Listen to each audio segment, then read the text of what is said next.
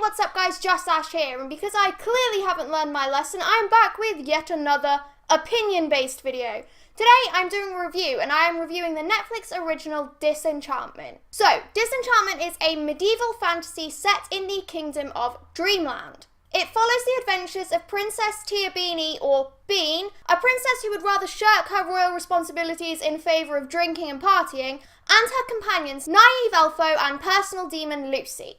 And that's basically it. The first few episodes are your serial-style adventures that occasionally introduce and foreshadow plot elements and things that will become important later, but unfortunately, there's not much payoff to this. You know, other than just setting up standard character archetypes and standard fantasy-based plots. It does do a good job of establishing the sort of humour that will be used throughout the series though, which is a positive point. It's in the later half of the series where things truly start to pick up. Episodes become less serialised, instead focusing on the overarching story and themes that hopefully will be present into Season 2 as well. This includes things such as King Zog's obsession with the elixir of life in order to revive his dead wife, Bean's mother, as well as Elfo finding out that he is only a half-elf, and what on earth is going on and why Lucy was sent as a wedding present. The developments here are very quick, and if you weren't paying attention for the whole series, it is very easy to assume that they have simply come out of left field. A lot of mysteries and plot points are set up that don't really come to anything before the end of the series. In fact, the ending of the final episode isn't so much a cliffhanger as it is a really obvious setup for the next season. However, with Netflix originally ordering 20 episodes and the first series only being half of that,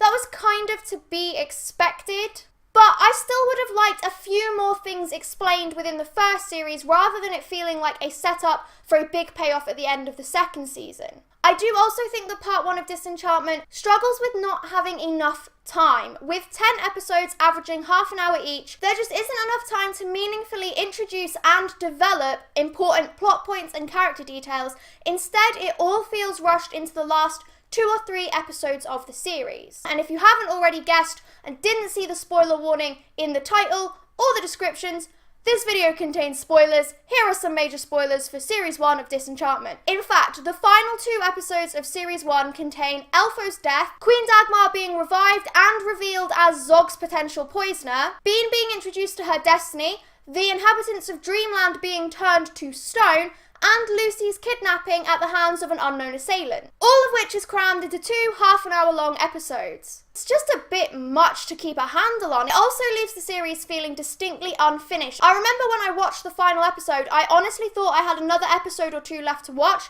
just because it honestly felt like it was ending in the middle of a story arc. And you know, that's not a great feeling to have as a viewer. You kind of want your series to come to a close with some actual closure, and not just setting up for more storylines later on in an unannounced second season. On the plus side though, Disenchantment does contain Matt Groening's signature humour. It definitely leans a bit more towards Futurama than The Simpsons, which was great for me because I really love Futurama, but I haven't watched or cared about The Simpsons in years. It also has a very strong cast, including Abby Jacobson, Billy West, John DiMaggio, Eric Andre. There are so many more people that are in the show, and to be honest with you, the strength of the cast and the voice acting really makes up for the weak and patchy writing in places. And although the series does play it safe to start off with, as you move towards the end of the series, it definitely becomes a bit more of an envelope pusher, which again will hopefully be developed further in Season 2. Honestly though, while Disenchantment is average at best, it's still entertaining to a certain extent. It is highly bingeable, and you could easily watch the whole series in one sitting, which is almost what I did. Although, due to the weak plot elements and the patchy writing and the overall pacing of the show, I don't know if binging it would be a good idea, as you could easily get lost in the pacing. I do recommend this though if you are a fan of Matt Groening's other shows, in particular Futurama, or if you just want something nice and easy to watch on in the background while you do other things. And that's it for this review. Let me know your thoughts on Disenchantment in the comments below. If you've enjoyed this video, please give it a like, and as always, pour yourself a nice cup of tea and join me next Friday at 8 for another video.